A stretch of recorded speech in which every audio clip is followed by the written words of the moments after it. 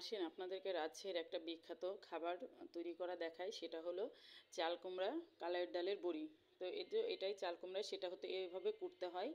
আর এটা কুড়ার পরে এটা দিয়েই কালাইয়ের ডালের বড়ি বানাতে হয়। তো এই তো ডালটা পিস আপনাদের সাথে শেয়ার করা হয়নি, যেহেতু এটা অনেক রাত্রে বেটে রাখতে হয় পাটাতে।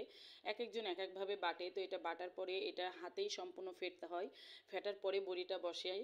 তো হ্যালো এভরিওয়ান, আসসালামু আলাইকুম। সবাই কেমন আছেন? আশা করি ভালো আছেন। আলহামদুলিল্লাহ আমরাও ভালো আছি। তো এই তো আমার মা বড়ি বসাচ্ছে। আসেন এটাই আপনাদের সাথে একটু শেয়ার করি। সবাই হয়তো বা জানেন না, বা সব অঞ্চলে এটা চলে না, কিন্তু আসলে রাজশাহীতে এটা বিখ্যাত একটা খাবার। মাসকলাইয়ের ডালের বড়ি, সেটা কুমড়ো বড়িও বলে অনেকে। তো এটা আমার আম্মা বড়ি বসাচ্ছে, দেখেন কি সুন্দর করে, দেখতেই মজা লাগতেছে। এটা সম্পূর্ণই হাতেই সব কিছু করতে হয়, হাতেই সব বানাতে হয়।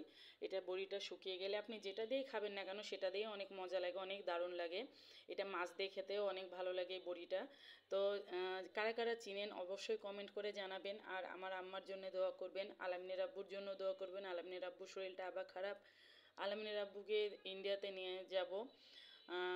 দেখা যাক, সেই ভিডিওটা আপনাদের সাথে শেয়ার করব। আর ততদিন সবাই ভালো থাকবেন, সুস্থ থাকবেন, আমাদের জন্য দোয়া করবেন। আর ভিডিওটা ভালো লাগলে অবশ্যই শেয়ার করবেন।